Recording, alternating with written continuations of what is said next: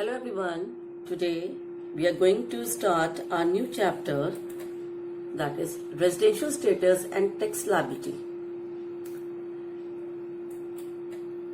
Okay. Under section 4 of the Income Tax Act 1961, every person is entitled to pay income tax on his total income of the previous year, whether it is earned or received in India or outside India during the assessment year at the rate or rates as prescribed in the Finance Act, which is passed every year by the Parliament. Income tax act 1961 में section 4 के according प्रत्येक व्यक्ति को अपने previous year की total income पे tax पे करना होता है, चाहे उसने वो इनकम इंडिया में रिसीव्ड की गई हो या इंडिया से बाहर उसको रिसीव्ड हुई हो. नेक्स्ट आता है आपका scope of total income. See scope of total income और you can say the incidence of tax. Scope of total income is based on या is determined on the basis of residential status and on the basis of nature of income.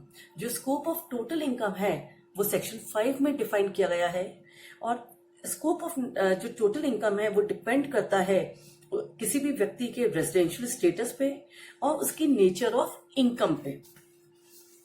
जब हम tax liability किसी भी assessee का tax liability को determine करते हैं तो टैक्स लायबिलिटी जो डिटरमाइन की जाती है, निर्धारित की जाती है, वो उसके रेजिडेंशियल स्टेटस के बेस पर की जाती है. टैक्स लायबिलिटी का मतलब टैक्स को कैलकुलेट करना नहीं हुआ, but it means the scope of the total income. तो हम टैक्स लायबिलिटी में क्या कैलकुलेट करते हैं, स्कोप ऑफ टोटल इनकम के बारे में बात करते हैं जिस पर किसी भी असेसी को टैक्स पे करना होता है.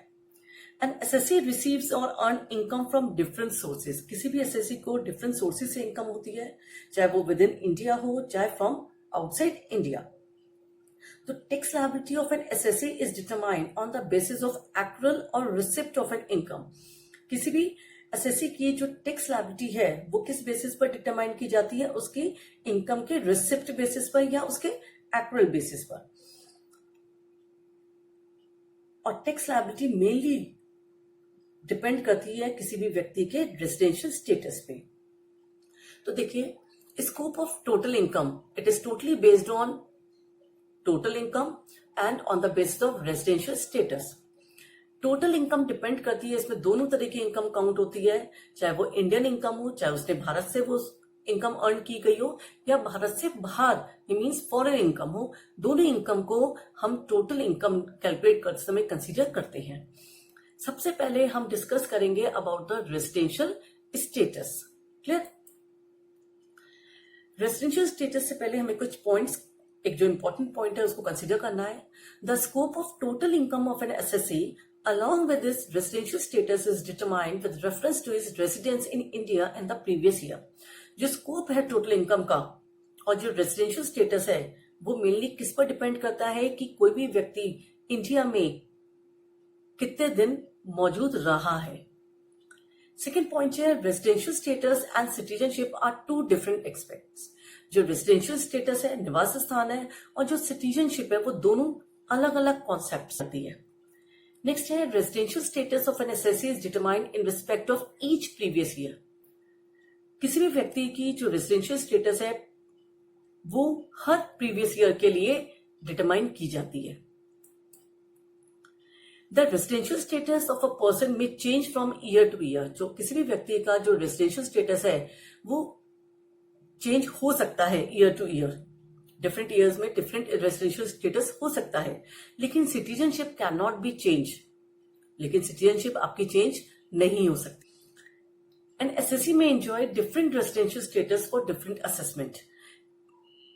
डिफरेंट असेसमेंट के लिए एक असेसी का डिफरेंट रेजिडेंशियल स्टेटस हो सकता है. एंड अ पर्सन में B resident in more than one country for the same previous year. एक ही साल में, एक ही प्रीवियस ईयर में एक व्यक्ति एक से ज्यादा कंट्री का रेसिडेंट हो सकता है. क्लियर? तो रेजिडेंशियल स्टेटस, किसी भी पर्सन का रेजिडेंशियल स्टेटस किसके अकॉर्डिंग डिफाइन किया गया है, सेक्शन 6 के अकॉर्डिंग. तो residential status of a person is determined as per provisions contained in section 6 of the Income Tax Act 1961. अब हम बात करते हैं रेजिडेंशियल स्टेटस की, मेनली कि रेजिडेंशियल स्टेटस कैसे डिसाइड किया जाता है। सी रेजिडेंशियल स्टेटस को अगर हम बात करें तो there are separate rules for determining the residence of different kinds of SSC. SSC कौन होता है? एसएससी कौन होता है? SSC is a person who is liable to pay tax और any money to the government. And there are different kinds of SSC जो हम already previous video में डिस्कस कर चुके हैं। तो कौन कौन से एसएससीज होते हैं? Individual, Hindu undivided family, firms, association of person, companies, local authorities and artificial persons. तो हम एक एक करके डिफरेंट एसएससीज की हम रेजिडेंशियल स्टेटस को डिस्कस करेंगे, उनके रूल्स को डिस्कस करेंगे। तो फर्स्ट हम जो ले रहे हैं that is the residential status of an individual. सबसे पहले हम एक व्यक्ति की निवास स्थान के बारे में रूल्स को डिस्कस करेंगे। See residential status. Residential status of a person is determined as per the provisions contained in Section 6 of the Income Tax Act 1961. Clear? SSC, किसी भी SSC को हम डिफरेंट कैटेगरीज में डिवाइड करते हैं on the basis of residential status. See residential status में हम mainly दो कैटेगरी है, एक रेजिडेंट, एक नॉन रेजिडेंट। सबसे पहले हम ये चेक करते हैं कि कोई भी व्यक्ति भारत में रेजिडेंट है, निवासी है या अनिवासी है, नॉन रेजिडेंट इन इंडिया है। रेजिडेंट को अगेन दो कैटेगरी में डिवाइड किया गया है, दैट द ऑर्डिनरी रेजिडेंट और नॉट ऑर्डिनरी रेजिडेंट। तो ओवरऑल अगर हम देखें तो रेजिडेंशियल स्टेटस को हमने तीन कैटेगरी में डिवाइड किया है, that is ordinary resident, not ordinary resident and non resident. तो an SSC may be divided into the following three categories. First one is ordinary resident और you can say the resident also. Second not ordinary resident and third one is non resident. अब कोई भी व्यक्ति कैसे, हम किसी भी व्यक्ति के लिए कैसे डिसाइड कर सकते हैं कि वो भारत में मींस इंडिया में रेजिडेंट है या ऑर्डिनरी रेजिडेंट है या नॉट ऑर्डिनरी रेजिडेंट है या नॉन रेजिडेंट है? तो उसके लिए इनकम टैक्स में रूल्स गिवन है। एक बेसिक कंडीशंस मेंशन है और एक एडिशनल कंडीशंस। उन कंडीशंस के बेसिस पर हम ये डिसाइड करते हैं कि किसी भी इंडिविजुअल का प्रीवियस ईयर में रेजिडेंशियल स्टेटस क्या है। फर्स्ट जो हम बात करेंगे, डिस्कस करेंगे, that is resident. See resident in India, कोई भी इंडिविजुअल इंडिया में कब रेसिडेंट कहलाएगा? An individual is said to be resident in India in any previous year if he satisfy any one of the basic condition. अगर कोई भी individual India में resident कब कहलाएगा? अगर वो व्यक्ति प्रीवियस ईयर में कम से कम एक बेसिक कंडीशन को फुलफिल कर देता है। अगर कोई भी व्यक्ति प्रीवियस ईयर में किसी भी वन बेसिक कंडीशन को सेटिस्फाई कर देता है तो वो व्यक्ति जो है भारत का निवासी कहलाएगा। Means he is said to be resident in India in that previous year. अब बेसिक कंडीशंस होती कौन सी है? बेसिक कंडीशन को इनकम टैक्स एक्ट में सेक्शन 6(1) में डिफाइन किया गया है और उसके अकॉर्डिंग फर्स्ट बेसिक कंडीशन है कि he is in India in the previous year for a period of 182 days और मोर। कोई भी व्यक्ति प्रीवियस ईयर में भारत में कम से कम 182 डेज भारत में मौजूद रहता है, प्रेजेंट रहता है, तो उसकी फर्स्ट बेसिक कंडीशन फुलफिल मानी जाती है। सेकेंड बेसिक कंडीशन है कि he has been in India for at least 365 days during the 4 years preceding the previous year and is in India for at least 60 days during the previous year. अगर कोई व्यक्ति first basic condition को fulfil नहीं कर पाता तो उसके पास second option है कि सेकेंड बेसिक कंडीशन है कि इफ एनी पर्सन, अगर कोई भी व्यक्ति, कोई भी इंडिविजुअल प्रीवियस ईयर में, जो previous year current previous year में 60 डेज भारत में मौजूद रहता है और जो करंट प्रीवियस ईयर है उसके पिछले मींस लास्ट 4 प्रीसीडिंग ईयर्स में, प्रीवियस ईयर्स में वो कम से कम 365 डेज भारत में मौजूद रहता है, इंडिया में प्रेजेंट रहता है, तो उसकी सेकंड बेसिक कंडीशन फुलफिल मानी जाएगी।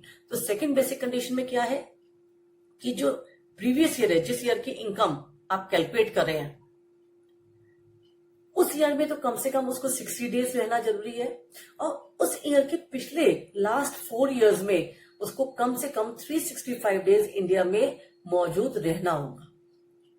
तभी उसकी सेकेंड बेसिक कंडीशन फुलफिल मानी जाएगी। तो if any person fulfil any one of the basic condition then he is resident in India. अगर कोई भी व्यक्ति इन दोनों बेसिक कंडीशन में से किसी भी एक बेसिक कंडीशन को पूरा कर लेता है, इस बेसिक कंडीशन को फुलफिल कर लेता है, तो वो प्रीवियस ईयर में रेसिडेंट कहलाएगा। क्लियर? तो किसी भी पर्सन को रेसिडेंट बनने के लिए कम से कम एक बेसिक कंडीशन को फुलफिल करना आवश्यक है। लेकिन बेसिक कंडीशन के कुछ एक्सेप्शंस भी है। मेनली जो एक्सेप्शंस है वो सेकंड बेसिक कंडीशन के लिए है। क्या एक्सेप्शंस है कि अगर कोई भी इंडिविजुअल जो इंडिया का सिटीजन है, means an individual who is citizen of India and leaves India in any previous year, और प्रीवियस ईयर में वो भारत छोड़कर जा रहा है, और क्या पर्पस है उसका जाने का, कि एम्प्लॉयमेंट पर्पस के लिए जा रहा है, या फिर as a member of the crew of an Indian ship, या एज अ क्रू मेंबर के रूप में वो भारत से बाहर जा रहा है, तो उस व्यक्ति को सेकेंड बेसिक कंडीशन में 60 डेज के स्थान पर 182 डेज इंडिया में मौजूद रहना होगा। मीन्स अगर कोई व्यक्ति इंडियन सिटीजन है और इंडिया से बाहर जा रहा है प्रीवियस ईयर में for the purpose of employment, रोजगार के लिए, या फिर as a crew member of Indian ship, तो उसको 60 डेज के स्थान पर भारत में 182 डेज मौजूद रहना होगा। सेकेंड एक्सेप्शन है कि if any citizen of India और a foreign national of Indian origin, मूल निवासी है भारत का, and who is living outside India, जो भारत से बाहर रहता है, comes on a visit to India, और भारत भ्रमण में आया है, घूमने आया है प्रीवियस ईयर में, तो उस व्यक्ति को भी सेकेंड बेसिक कंडीशन में 60 डेज के स्थान पर उसको 182 डेज रहना अनिवार्य है। इट मीन्स अगर हम देखें शॉर्ट में कि जो पर्सन एक्सेप्शंस में आते हैं, कौन कौन से पर्सन एक्सेप्शंस में आते हैं, an individual who is citizen of India and leaves India in any previous year for the purpose of employment or as a member of crew of Indian ship, or if any citizen of India or a foreign national of Indian origin, और जो भारत से बाहर रहता है और previous year में भारत भ्रमण पे आया है, ऐसे व्यक्तियों को फर्स्ट बेसिक कंडीशन को फुलफिल करना जरूरी है। मीन्स कम से कम उसको इंडिया में 182 डेज रहना आवश्यक है, then only he can fulfill the basic condition, तभी वो बेसिक कंडीशन को फुलफिल कर पाएगा और उसी के बाद वो इंडिया में रेसिडेंट कहलाएगा। तो एक्सेप्शन के केस में अगर हम देखें तो केवल एक्सेप्शंस में जो पर्संस आ रहे हैं उनको फर्स्ट बेसिक कंडीशन को फुलफिल करना जरूरी है। डिसाइड करना है कि जो इंडिविजुअल है रेसिडेंट बनने के बाद वो ऑर्डिनरी रेसिडेंट है या नॉट ऑर्डिनरी रेसिडेंट है, और वो डिपेंड करता है एडिशनल कंडीशन जो इनकम टैक्स एक्ट में मेंशन है।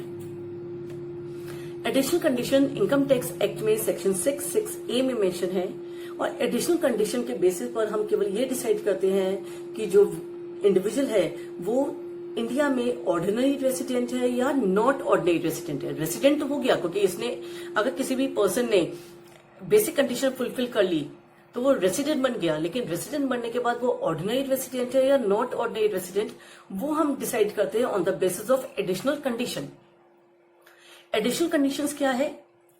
सी, एडिशनल कंडीशन में क्या है कि फर्स्ट एडिशनल कंडीशन है कि अगर इंडिविजुअल, अगर कोई भी व्यक्ति लास्ट 10 प्रीवियस ईयर में से किसी भी 2 इयर्स वो इंडिया में रेसिडेंट रहा हो तो उसकी फर्स्ट एडिशनल कंडीशन फुलफिल मानी जाती है। रेसिडेंट का मतलब क्या है कि उसने कम से कम 2 इयर्स में, 2 साल उसने एक बेसिक कंडीशन को फुलफिल किया हो। अगर पिछले 10 सालों में किसी भी, अगर वो 2 साल वो रेसिडेंट रहा हो इंडिया में तो उसकी फर्स्ट एडिशनल कंडीशन फुलफिल मानी जाती है। सेकेंड एडिशनल कंडीशन क्या है कि he has been in India for at least 730 days in all during the 7 previous year preceding the relevant previous year. अगर किसी भी, कोई भी व्यक्ति लास्ट 7 प्रीवियस ईयर्स में कम से कम 730 डेज इंडिया में मौजूद रहता है तो उसकी सेकेंड एडिशनल कंडीशन फुलफिल मानी जाती है। तो फर्स्ट एडिशनल कंडीशन क्या है कि लास्ट 10 प्रीवियस ईयर में से कम 2 इयर्स वो इंडिया में रेसिडेंट रहा हो, और सेकेंड एडिशनल कंडीशन है कि लास्ट 7 प्रीवियस ईयर में कम से कम वो इंडिया में 730 डेज मौजूद रहा हो। तो सी, ऑर्डिनरी रेसिडेंट बनने के लिए आपको क्या करना है कि if an individual satisfy any one of the basic condition, किसी भी एक बेसिक कंडीशन को उसने पूरा कर दिया हो, and both the additional condition, और दोनों एडिशनल कंडीशन को पूरा कर दिया हो, तो he is said to be ordinary resident in India. तो वो इंडिया में ऑर्डिनरी रेसिडेंट कहलाएगा। सेकेंड है not ordinary resident. If an individual satisfy any one of the basic condition, अगर किसी भी इंडिविजुअल ने किसी भी एक बेसिक कंडीशन को तो पूरा कर दिया but does not satisfy the two additional condition, लेकिन दोनों एडिशनल कंडीशन को फुलफिल नहीं कर पाया, तो he is said to be not ordinary resident in India. तो वो इंडिया में नॉट ऑर्डिनरी रेसिडेंट कहलाएगा। थर्ड आता है नॉन रेसिडेंट। नॉन रेसिडेंट हम किसको कहते हैं? एनआरआई किसको कहते हैं? अगर कोई भी इंडिविजुअल किसी भी बेसिक कंडीशन को फुलफिल नहीं कर पाता, if an individual does not satisfy none of the aforesaid basic condition, जो हमने बेसिक कंडीशन पढ़ी है, अगर उन दोनों बेसिक कंडीशन में किसी भी बेसिक कंडीशन को वो फुलफिल नहीं कर पाता, तो he said to be non resident in India. तो उसको हम इंडिया में क्या मानेंगे? एनआरआई, नॉन रेसिडेंट मानेंगे। इस कंडीशन में एडिशनल कंडीशन का कोई भी इंपॉर्टेंस नहीं है। In this case additional conditions are irrelevant. अगर किसी भी पर्सन ने बेसिक कंडीशन को फुलफिल नहीं किया और वो दोनों एडिशनल कंडीशन को फुलफिल कर रहा है, तब भी वो पर्सन नॉन रेसिडेंट ही कहलाएगा, क्योंकि उसने एक भी बेसिक कंडीशन प्रीवियस ईयर में फुलफिल नहीं की। क्लियर?